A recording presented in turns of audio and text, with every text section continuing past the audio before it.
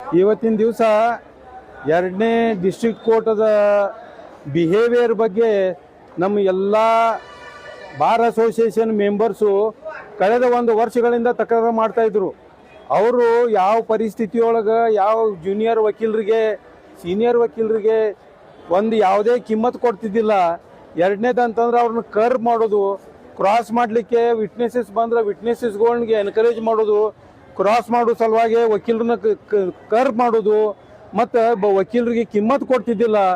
ಇಂಥ ಪರಿಸ್ಥಿತಿಯೊಳಗೆ ಇನ್ನೂವರೆಗೆ ನಾವು ಬೆಳಗಾವದೊಳಗಿಂತ ಅದು ಯಾವಾಗೂ ಆಗಿಲ್ಲ, ಏನೂ ಬಾಯ್ಕಾಟ್ ಆಗಬಾರ್ದು ಅನ್ನೋದ್ರ ಬಗ್ಗೆ ಪ್ರಯತ್ನ ಮಾಡ್ತಾಯಿದ್ದು. ಈಗ ನಿನ್ನಿನ ದಿವಸ ನಮ್ಮ ವಕೀಲರು ಇದು ಹಾರ್ಸ್ ಶೋ ಇದ್ರೊಳ ಮೇಲೆ ಕೂತಾಗ ಅಲ್ಲಿ ಖಾಲಿ ಜಾಗಗಳೊಳಗೆ ಎಕ್ಸ್ಕ್ಲೂಸಿವ್ಲಿ ವಕೀಲರನ್ನ ಕುಂಡ್ರಬೇಕು ಅಂತ ಕಾಯ್ದೆ ಅದ. ಸುಪ್ರೀಂ ಕೋರ್ಟ್ದೊಳಗಾತು ಹೈಕೋರ್ಟ್ದಾಗಾತು ಇವತ್ತಿನವರೆಗೆ 50 ವರ್ಷಗಟ್ಟಲೆ ನಾವು ನೋಡ್ತಾ ಇದ್ದೀವಿ. ಆ ರೌಂಡ್ದೊಳಗೆ ಯಾರೂ ಕೊಡ್ತಕ್ಕದ್ದಲ್ಲ, ಇದು ವಕೀಲರ ಕೊಡ್ಬೇಕಂತೇಳಿ. ಅಂಥದ್ರೊಳಗೆ ಈ ಟ್ರೈನಿ ಪೊಲೀಸ್ ಆಫೀಸರ್ಸ್ ಏನು ಬಂದಿದ್ರು ಅವ್ರನ್ನ ಕುಣಿಸ್ತಾ ಇದ್ರು. ಮತ್ತು ಅದರ ಸಲುವಾಗಿ ವಕೀಲರಿಗೆ ಏನು ಕಿಮ್ಮತ್ತಿಲ್ಲ ಅನ್ನೋ ಹಾಗೆ ಬಿಹೇವಿಯರ್ ಮಾಡ್ತಾಯಿದ್ರು. ಎರಡನೇದಾಗಿ ವಕೀಲರದು ಹಿಂದೆ ಅವ್ರ ಪಕ್ಷಗಾರ ಇದ್ದಾರೆ, ಹಿಂದೆ ವಕೀಲರು ಪಕ್ಷಗಾರ ಕೇಳ್ತಾ ಇದ್ದಾರೆ. ಅವ್ರದ್ದು ನಮ್ಮಂಗೆ ಒಂದು ಲೈಫ್ ಅದ ಅನ್ನೋದನ್ನು ಮರೆತು ಬಾಯಿಗೆ ಬಂದದ್ದನ್ನು ಮಾತಾಡ್ತಾ ಇದ್ರು ಅವ್ರು.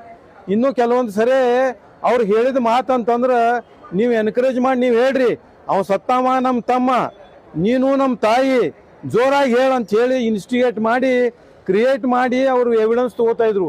ಕೆಲವೊಂದು ಸಲ ಅವರು ಯಾವುದೇ ಒಂದು ಅಡ್ಮಿಷನ್ ಕೊಟ್ಟ ನಂತರ ಅಡ್ಮಿಷನ್ಗೆ ಅನುಗುಣವಾಗಿ ಏನೂ ಕೇಳ್ತಿದ್ದಿಲ್ಲ, ಅದ್ರ ವ್ಯತಿರಿಕ್ತವಾಗಿ ಕೋರ್ಟ್ ಕ್ವಶನ್ ಅಂತ ಕೇಳಿ ಅದನ್ನು ಕ್ರಾಸ್ ಎಲ್ಲ ಸತ್ಯಾನಾಶನ ಮಾಡ್ತಿದ್ರು ಅವರು. ಅದರಿಂದ ಎಂಟೈರ್ ಬೆಳಗಾವಿ ಬಾರ್ನೊಳಗಿನ 3000 ಜನ ವಕೀಲರಿಗೆ ಇಷ್ಟು ಅನ್ಯಾಯ ಆಗ್ಯದ. ಈ ಅನ್ಯಾಯವನ್ನು ವರ್ಷಗಟ್ಟಲೆ ನಾವು ಸಹನ ಮಾಡ್ತಾ ಬಂದರೂ ಏನೂ ಉಪಯೋಗ ಆಗಿದ್ದಿಲ್ಲ. ಆದ ಕಾರಣ ನಾವು ಪ್ರಿನ್ಸಿಪಲ್ ಡಿ ಜಿ ಅವ್ರಿಗೆ ನಿನ್ನೆ ಹೋಗಿ ಭೇಟಿ ಆದೆವು. ಅವರು ಇವತ್ತು ನಮ್ಮ ಇದಕ್ಕೆ ಬಂದಿದ್ರು. ಪ್ರಶ್ನೆ ಏನು ಬಂದದ ಅಂತಂದ್ರೆ ಅವ್ರ ಬಿಹೇವಿಯರ್ ಚೇಂಜ್ ಆಗಬೇಕು, ಇಲ್ಲ ಇಲ್ಲಿಂದ ಟ್ರಾನ್ಸ್ಫರ್ ಆಗಬೇಕು.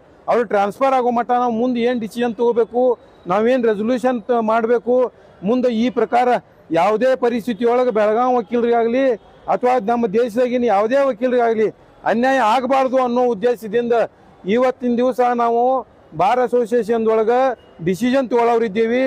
ಈ ಡಿಸಿಷನ್ವನ್ನು ತಮಗೆಲ್ಲರಿಗೂ ಪ್ರೆಸ್ನವ್ರಿಗೆ ನಾವು ತಿಳಿಸ್ತೀವಿ.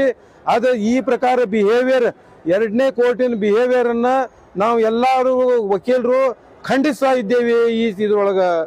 ಆ ಕಾರಣ ಈ ಪ್ರೆಸ್ ಮೂಲಕ ನಾವು ನಮ್ಮ ಹೈಕೋರ್ಟ್ ಜಡ್ಜಿಸ್ಗೆ, ನಮ್ಮ ಅಡ್ಮಿನಿಸ್ಟ್ರೇಟಿವ್ ಜಡ್ಜಿಸ್ಗೆ ಎಲ್ಲರಿಗೂ ತಿಳಿ ಹೇಳೋದೇನೆಂದ್ರೆ ನಮ್ಗೆ ಈ ಕೋರ್ಟನ್ನು ಇಲ್ಲಿಂದ ಟ್ರಾನ್ಸ್ಫರ್ ಮಾಡಿ ಬೇರೆ ಚಲೋ ಸಾಹೇಬನ ಯಾರನ್ನಾರ ಇಲ್ಲಿ ಹಾಕಬೇಕು ಅಂತ ವಿನಂತಿ ಮಾಡ್ಕೊಳ್ತಾ ಇದ್ದೇವೆ. Thank you.